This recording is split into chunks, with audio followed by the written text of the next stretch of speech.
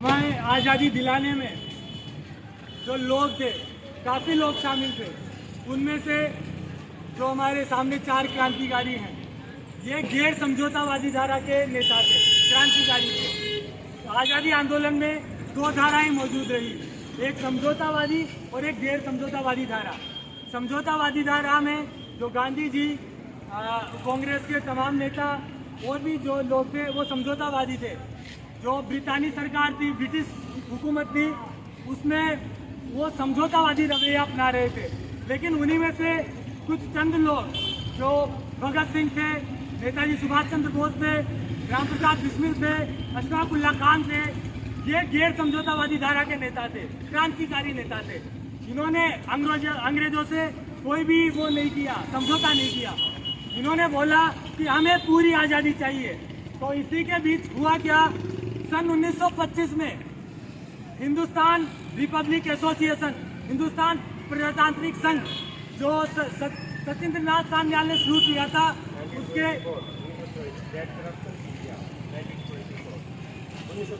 1924 में किया था। तो इन्होंने एक रणनीति बनाई जिसमें चंद्रशेखर आजाद भी शामिल थे, राम प्रसाद बिस्मिल, अशफाक उल्लाह खान, राजेंद्र लाहिड़ी और जो नेता थे, ये सभी नेता थे, शामिल थे। तो 9 अगस्त 1925 को इन्होंने एक ट्रेन लूटने का, अंग्रेजी सरकार का खजाना लूटने का प्लान बनाया था। क्योंकि उस वक्त क्रांति के लिए जो ये क्रांति करना चाहते थे, उसके लिए हथियारों की जरूरत थी, पैसों की जरूरत थी। लेकिन जो पैसे थे वो कहाँ से आएंगे? क्रांतिकारी, इसलिए इन्होंने एक प्लान बनाया, मंसूबा बनाया। 9 अगस्त को लखनऊ से 20 किलोमीटर की दूरी पर एक स्टेशन पड़ता है काकोरी, उसमें से वहाँ ट्रेन आने वाली थी वहाँ पर।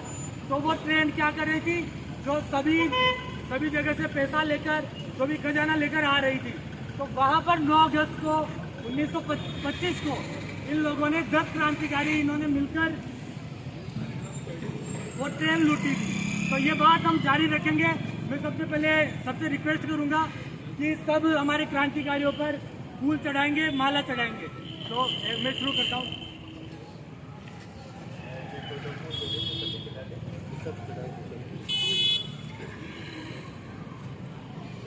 सभी साथी एक एक करके आएंगे और क्रांतिकारियों पर फूल चढ़ाएंगे, फूल अर्पण करेंगे। आइए सभी साथी बारी बारी से आइए। हमारे शहीदों को याद करने का दिन है आज।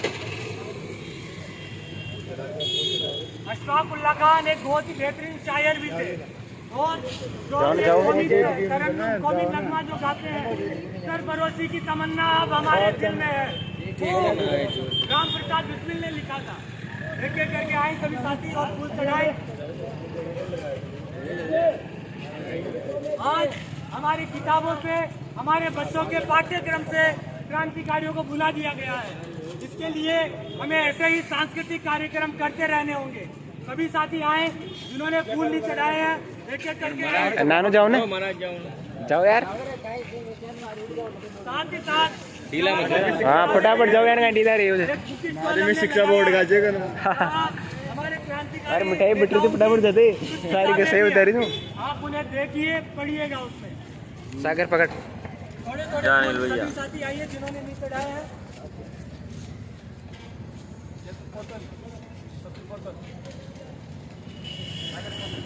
वीडियो बन रही है। शहीदों की चिताओं पर हर बरस लगेंगे मेले। शहीदों की चिताओं पर हर बरस लगेंगे मेले। वतन पर मिटने वालों का यही एक बाकी निशा होगा।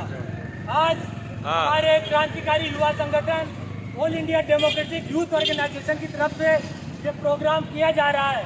हमारे शहीदों को याद किया जा रहा है। सभी साथी जिन्होंने फूल नहीं चढ़ाए हैं वो आइए। इसके बाद हम आगे की प्रक्रिया शुरू करते हैं। आइए भैया, फूल चढ़ाइए। चढ़ा रहे हैं,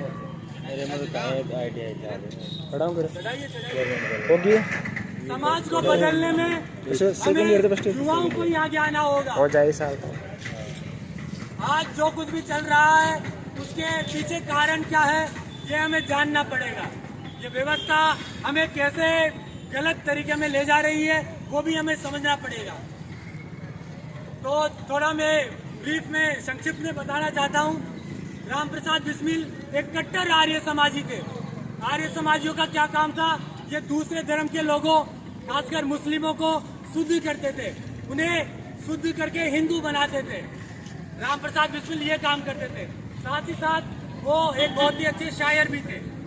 दूसरे अशफाक उल्लाह खान एक कट्टर मुसलमान थे, लेकिन इनके बड़े भाई साहब जो कि राम प्रसाद बिस्मिल के सहपाठी रहे उर्दू मिडिल के, उनके जब उन्होंने सुना कि राम प्रसाद जी जैसे कोई व्यक्तित्व है तो इनके मन में उनसे मिलने की इच्छा जागी।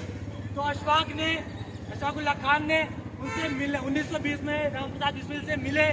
और जब ये अशफाक उल्लाह खान लिखते थे, ये भी शायरी करते थे, लेकिन जब राम प्रसाद बिस्मिल के सानिध्य में आए तो इन्होंने क्रांतिकारी नगमे लिखना शुरू किया, क्रांतिकारी बातें, क्रांतिकारी शायरी लिखनी शुरू की। तो एक जो पक्का मुसलमान, एक तरफ कट्टर हिंदू, इन दोनों के बीच ऐसा दोस्ताना था जो आज हम देखते हैं कृष्ण सुदामा में भी नहीं था। ये ऐसा बात नहीं है कि दोनों अलग अलग धर्म से थे इसलिए ऐसा हुआ। दोनों ऐसे समय में थे कि उस टाइम हमें भारत को आज़ाद कराना था, क्रांतिकारियों को भारत को आज़ाद कराना था ब्रिटिश हुकूमत के चलते। तो उसके लिए हमें इन्होंने ये एक हुए, आचार्य में जुड़े, फिर बाद में ये। तो अब हम एक सरफरोशी की तमन्ना अब हमारे दिल में है, ये गाना गा सकते, सभी साथी जानते होंगे इसको। तो हम, क्योंकि हम साथ ही साथ क्या करते हैं, सांस्कृतिक माहौल भी तैयार करते हैं, क्योंकि हमें सांस्कृतिक तौर पर भी लेस रहना होगा। आज जो मौजूदा ताकतें हैं ये हमें बिल्कुल अलग करने में, हमें फूट डालने में लगी हुई है। हमें हिंदू मुसलमान के नाम पर लड़ाया जा रहा है, हमें जाति के नाम पर लड़ाया जा रहा है, जो कि ठीक बात नहीं है। हमारे नौजवानों के सामने बेरोजगारी असली मुद्दा है, महंगाई असली मुद्दा है। भारत माता की जय। हमारे नौजवानों के सामने बेरोजगारी मुद्दा है, साथ ही साथ महिलाओं के ऊपर जो बढ़ रहे अत्याचार है उन पर भी लगाम लगाने की जरूरत है। ये सरकार हर एक गली मोहल्ले में शराब के ठेके खोल रही है, हमें ड्रग्स का कारोबार करना सिखा रही है, जो कि हमारे नौजवानों को बर्बाद कर रहा है। आज आप देखेंगे तमाम जो बड़े बड़े एयरपोर्ट है, बंदरगाह है, उन पर हजारों करोड़ की ड्रग्स पकड़ी जा रही है, शराब के ठेके खोले जा रहे हैं। मैं जब लोगों से बात करता हूँ कि हमें ये शराब के ठेके बंद कराने चाहिए या नहीं कराने चाहिए, तो वो बोलते हैं कि शराब बंद हो जाएगी तो सरकार का खर्चा कैसे चलेगा। बात ऐसी नहीं है, सरकारें जो कमा रही है शराब से कमा रही है, हमारे नौजवान बर्बाद कर रही है।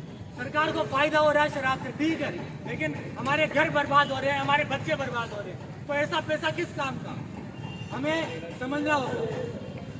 अब जो हम सरफरोशी की तमन्ना अब हमारे दिल में गाना गाएंगे, सभी साथी उसमें साथ देंगे,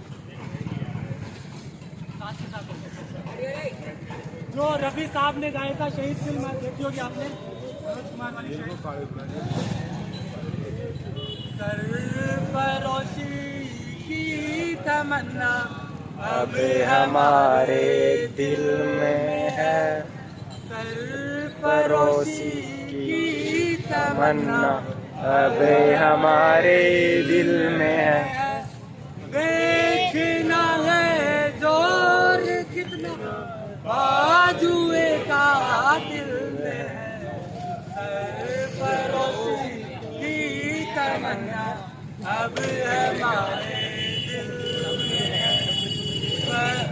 वक्त आने पर बता देंगे तुझे आसमां, वक्त आने पर बता देंगे तुझे आसमां। हम अभी से क्या बताए, क्या पकड़ ले थोड़ी देर यार, था क्यों पकड़ ले थोड़ी देर, तो पकड़ ले थोड़ी देर। सरफरोशी की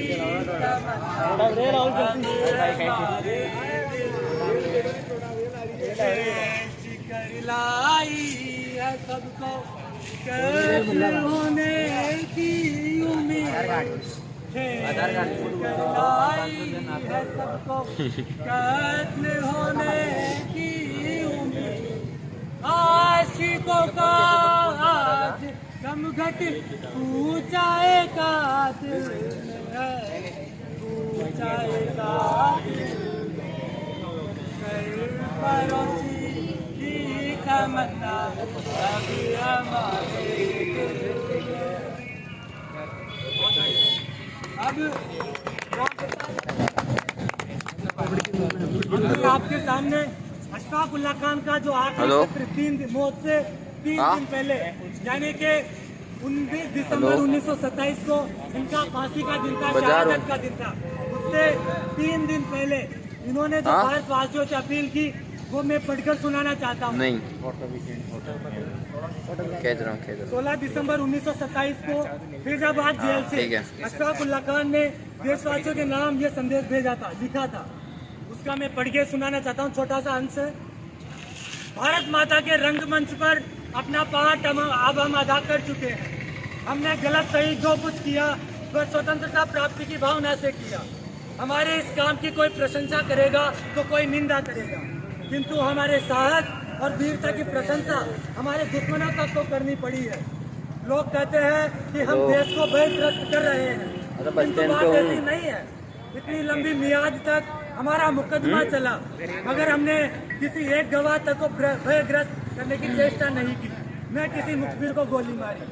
भारतीय भाइयों, आप कोई भी हो, चाहे जिस धर्म या संप्रदाय के अनुयायी हो, परंतु आप देश हित में एक होकर योग दीजिए।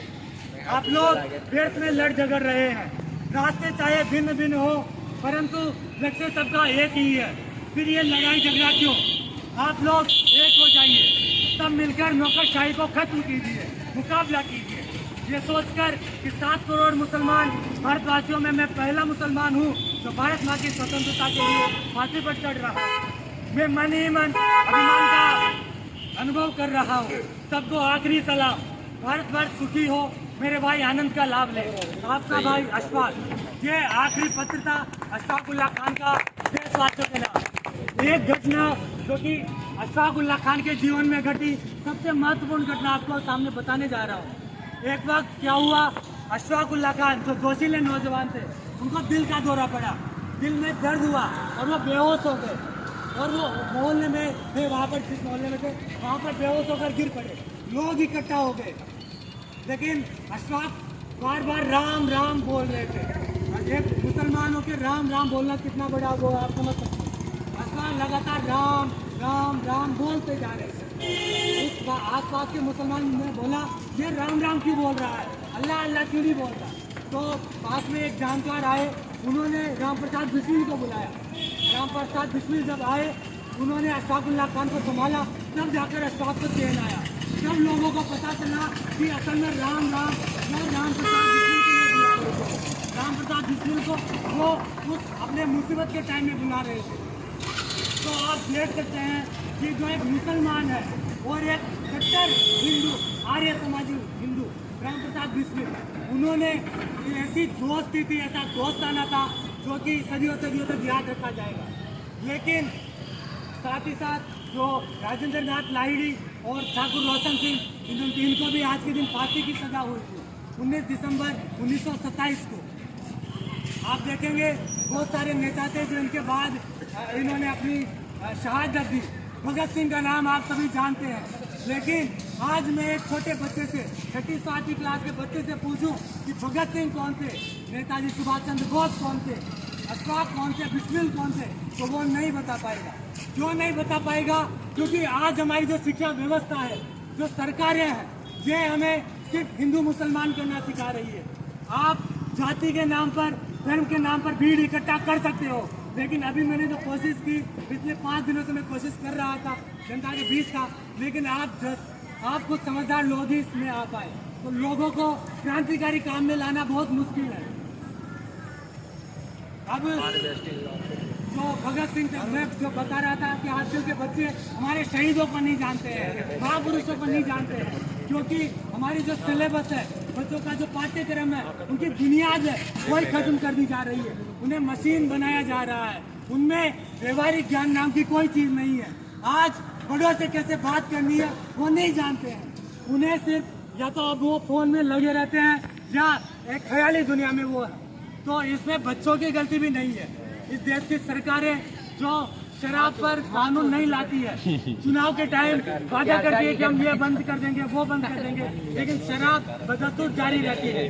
कोरोना का टाइम ऐसा टाइम था, आप सभी जानते हैं, लोगों के पास खाने तक के लिए पैसा नहीं था, खाने के लिए पैसा नहीं था, लेकिन उस लॉकडाउन के खुलने के बाद शराब की दुकानें सबसे पहले खोली गई। क्या देश के नौजवान शराब के लिए मर रहे हैं या उन्हें मारा जा रहा है शराब के लिए? हमारे नौजवानों को शराब के नशे में, ड्रग्स के नशे में एकदम बर्बाद किया जा रहा है, उनका चरित्र खत्म किया जा रहा है। अब आप सोचिए, हमारे नौजवान अगर दिन भर नशा करते रहेंगे, ड्रग्स के नशे में नवंबर 1917 में रूस में क्रांति होती है, वहाँ मजदूर वर्ग का शासन आता है, वहाँ समाजवाद कायम होता है।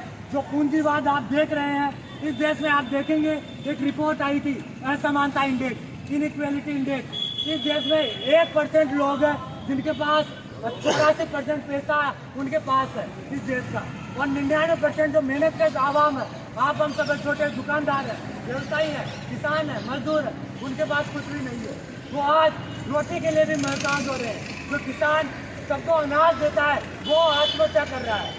जो कारीगर, जो मजदूर मकान बनाता है, उसके पास खुद के पास अच्छा घर नहीं है। तो मैं नेताजी का एक लाइन जो है बोलना चाहता हूँ। नेताजी बोलते हैं कि जो इस समाज ने हमें इतना कुछ दिया है, मैं आज जो कपड़ा भी पहन रहा हूँ वो किसी मजदूर ने बनाया है, जो जूता पहन रहा हूँ वो एक मजदूर ने, जो अनाज खा रहा वो भी किसान ने उगाया है। तो वो समाज में मुझे इतना दिया है, तो मेरा भी कर्तव्य है कि मैं भी उस समाज को कुछ दूँ। तो इसी के साथ मैं अपनी बात खत्म करना चाहूँगा, और साथ ही साथ अब आने वाली 23 जनवरी को नेताजी सुभाष चंद्र बोस की जन्म दिवस है। तो नेताजी सुभाष चंद्र बोस का जन्म दिवस भी हम इसी तरह मनाएंगे। आप जैसे साथी अगर रहे तो मुझे भी हौसला मिलेगा, और टोडा में हम भी इस तरह का कुछ करेंगे। जरूरी नहीं है कि किसी संगठन से ही जुड़ा जाए, लेकिन एक अच्छा आदर्श हमारे सामने होना चाहिए, एक अच्छा इंसान हो। क्योंकि नेताजी सुभाष चंद्र बोस कहते हैं कि कोई भी नेता हो या कोई महान इंसान हो, उसकी महानता या विशालता इस बात पर निर्भर नहीं करती, उसकी महानता इस बात पर वो करती है कि उसके जो अनुयायी हैं, जो उसको अपना रहे हैं, उनका चरित्र कैसा है। तो साथ ही साथ अब जो समाजवाद की बात थी, वैसा ही समाजवाद हमें यहाँ पर भी लाना पड़ेगा भारत में। हालांकि मुश्किल है, लेकिन नामुमकिन नहीं है, क्योंकि भारत में आप जानते हैं सरकारें मीडिया के जरिए आजकल जो न्यूज चैनल है, हिंदू मुसलमान में लड़ाया जा रहा है, दिन रात यही डिबेट चलती है। इस वजह से मैं आप सभी साथियों से दरखास्त करूँगा कि आप जो जहरीला मीडिया प्रचार हो रहा है इसमें मत पढ़िए, और जो हमारे क्रांतिकारी हैं उनको पढ़िए। इसके मतलब आप लेके जाइए किताबें, अध्ययन करने से ही कुछ होगा। साथियों, इसी के तरह ये बात खत्म करके मैं अपनी बात और कोई साथी अगर कुछ रहा होता है, चलिए एक बार इंकलाब जिंदाबाद का नारा लगाएंगे सभी। मैं बोलूंगा इंकलाब जिंदाबाद, आपसे बोलेंगे जिंदाबाद। अरे चिंगीना घबरा जा, चिंगीना घबरा जा। इंकलाब जिंदाबाद जिंदाबाद जिंदाबाद, इंकलाब जिंदाबाद जिंदाबाद जिंदाबाद, इंकलाब जिंदाबाद जिंदाबाद जिंदाबाद। राम प्रसाद बिस्मिल अमर रहे, अमर रहे अमर रहे, राम प्रसाद बिस्मिल अमर रहे, अमर रहे अमर रहे, अशफाकुल्लाह खान अमर रहे, अमर रहे अमर रहे, अशफाकुल्लाह खान अमर रहे, अमर रहे अमर रहे, रोशन सिंह अमर रहे, अमर रहे अमर रहे, रोशन सिंह अमर रहे, अमर रहे अमर रहे, राजेंद्र नाथ लाहिड़ी अमर रहे, अमर रहे अमर रहे। इंकलाब जिंदाबाद, जिंदाबाद जिंदाबाद, इंकलाब जिंदाबाद, जिंदाबाद जिंदाबाद। ठीक है सर, धन्यवाद आप सभी का आने के लिए, और बहुत अच्छा प्रोग्राम।